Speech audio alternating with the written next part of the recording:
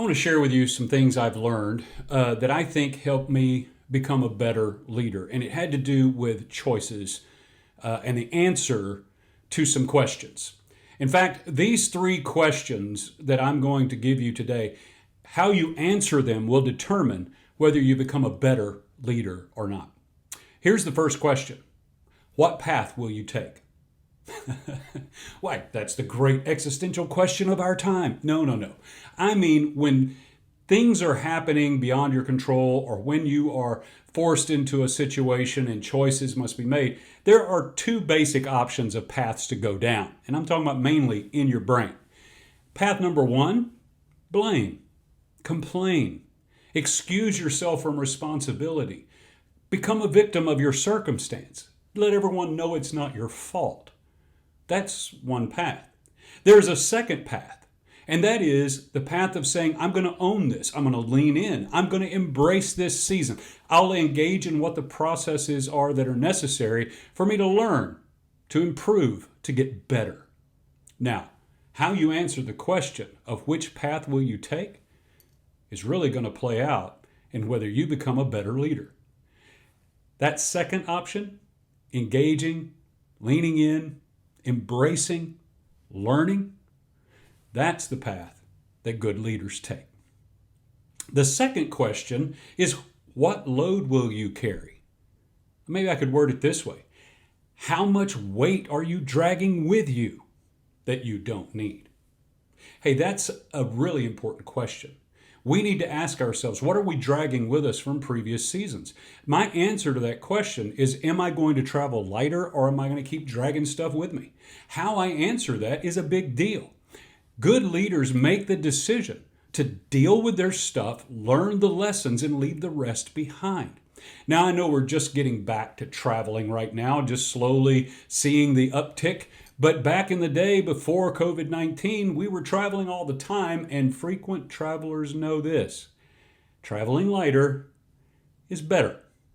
So when you can claim your bag, and let's be honest, we all have baggage, and yes, other people may have helped us pack it, but when you claim your bag, you get to unpack.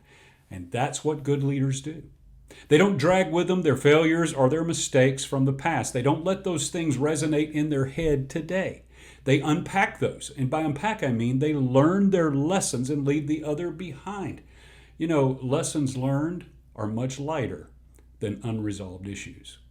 So that second question, what load will you carry? It does matter, because the heavier the load you choose to drag with you, the quicker you're going to become exhausted and worn out. You're going to lose energy. It's going to sap strength from you, and it's not always necessary. You get to choose what load you're going to carry. The third question is extremely important, especially if we want to become better leaders. That's this. What company will you keep? Who is in the company that you keep? And what I mean by that is, who do you allow to have influence in your life? Who has the ability to speak things to you that affect how you think and behave? We get to choose who we allow that privilege.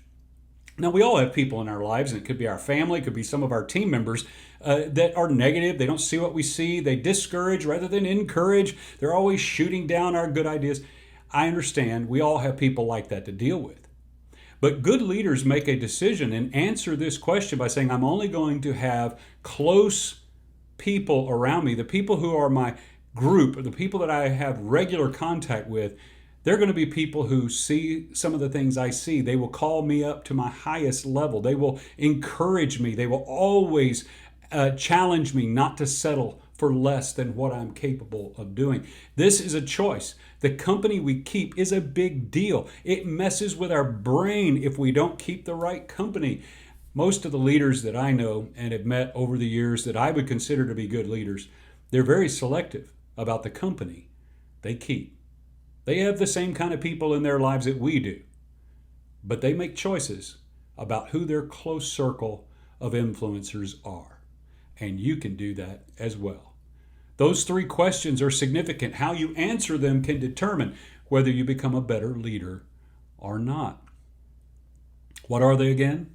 Well, what path will you take? Blame, complain, be a victim, or lean in, learn, benefit from the challenges that life throws at you? It's a choice. You get to make it. What load will you carry? You're going to keep dragging all these unresolved issues with you and just saying, well, that's just me, that's just my stuff. Well, people will get tired of that, and promise you, you are tired of it. And so go ahead and make the choice. Good leaders do, to unpack and lighten their load. Whose company will you keep? Who are you going to let be your close circle of people who speak into your life and affect how you think and how you behave? You get to choose that. You don't get to choose everyone that's in your life, but you do get to choose that close circle.